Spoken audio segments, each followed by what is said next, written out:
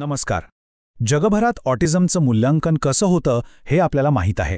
पण आपल्या भारतात जिथे इतकी सामाजिक आणि सांस्कृतिक विविधता आहे तिथे हे कसं केलं जात असेल?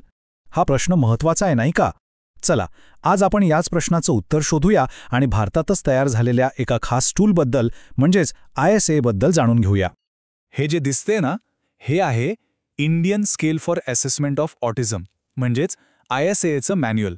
आता हे फक्त एक पुस्तक नाहीये, तर भारतीय तज्ज्ञांनी खास आपल्याकडची परिस्थिती लक्षात घेऊन तयार केलेलं एक खूप महत्त्वाचं निदान साधन आहे. पण एक प्रश्न मनात येतोच की जगभरात तर ऑटिझम ओळखायला एवढी सगळी प्रगत साधनं आहेत, मग आपल्या भारताला स्वतःचं असं वेगळं काहीतरी बनवायची गरज का बरं पडली? याचं उत्तर गंमत म्हणजे आपल्याला ISAच्या प्रस्तावनेतच सापडतं. हे टूल बनवण्यामागे एकच मुख्य विचार होता आणि तो म्हणजे आपला भारतीय सामाजिक आणि सांस्कृतिक संदर्भ. जरा विचार करा, पाश्चात्य देशांमध्ये बनलेली निदान साधनं स्वाभाविकच तिथल्या समाजानुसार तयार केलेली असतात. पण आपला भारत, जिथे इतक्या भाषा, इतक्या संस्कृती आहेत, तिथे ती तितकीशी प्रभावी ठरू शकतील का? शिवाय ती वापरायला खूप किचकट ट्रेनिंग लागायचं. म्हणूनच आपल्याला गरज होती एका अशा साधनाची जे आपल्या मातीतलं असेल, जे आपल्या संदर्भांना समजून घेईल, वापरायला अगदी सोपं असेल आणि कमीत कमी ट्रेनिंगमध्ये देशाच्या कानाकोपऱ्यात पोहोचू शकेल. आणि याच गरजेतून जन्माला आलं ISA म्हणजेच Indian scale for assessment of autism, एक पूर्णपणे आपला स्वदेशी उपाय. तर ISA म्हणजे काय?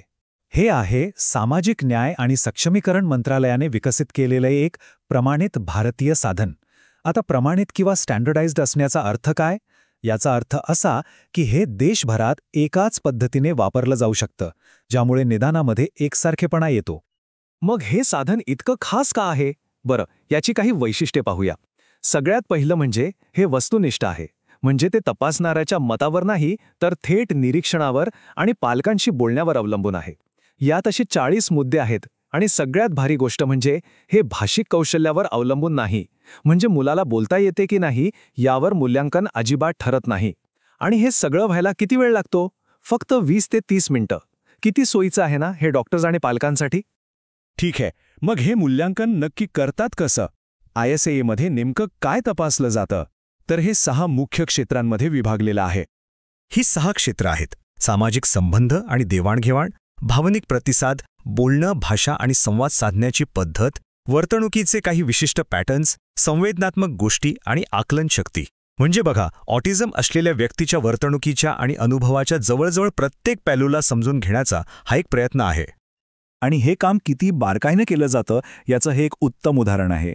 इथे बघा, चेकलिस्टमध्ये फक्त डोळ्यांशी संपर्क कमी एवढंच लिहिलेलं नाहीये, तर मॅन्युअलमध्ये तपासणाऱ्या व्यक्तीला त्याचं निरीक्षण कसं करायचं याच्या अगदी स्पष्ट सूचना दिलेल्या आहेत.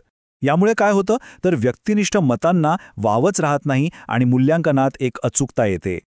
सोप्या भाषेत सांगायचं झालं तर ही 6 क्षेत्र ऑटिझमच्या त्या 3 मुख्य वैशिष्ट्यांवरच लक्ष केंद्रित करतात, ज्यांच्याबद्दल आपण नेहमी ऐकतो. एक म्हणजे इतरांशी संवाद साधण्यात येणाऱ्या अडचणी, दुसरं म्हणजे बोलण्यातल्या समस्या आणि तिसरं म्हणजे काही विशिष्ट वागणुकीची सारखी पुनरावृत्ती.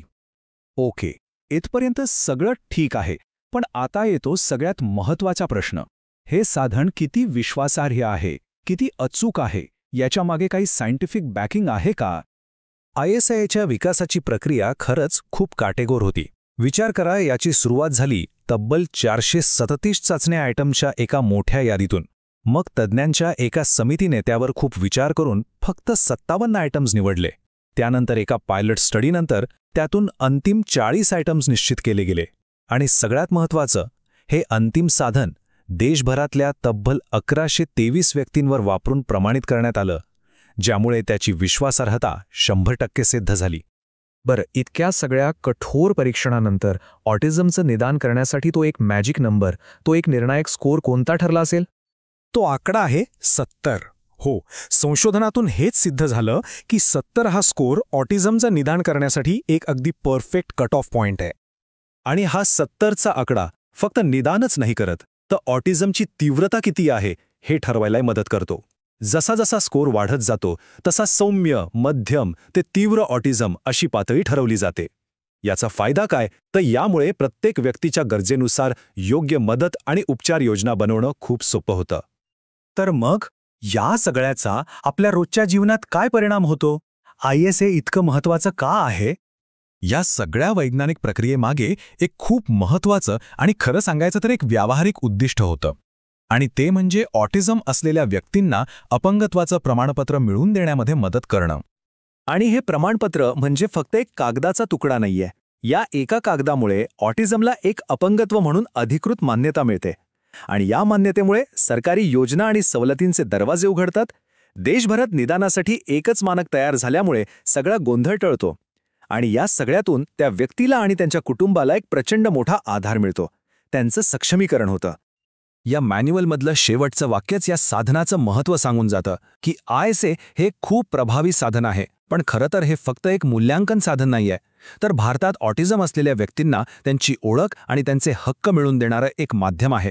आणि यावरून एक विचार नक्कीच मनात येतो, भविष्यात अशाच प्रकारे भारताच्या इतर आरोग्यविषयक गरजांसाठी आपण असे किती स्वदेशी आणि आपल्या संस्कृतीला धरून असलेले उपाय तयार करू शकतो.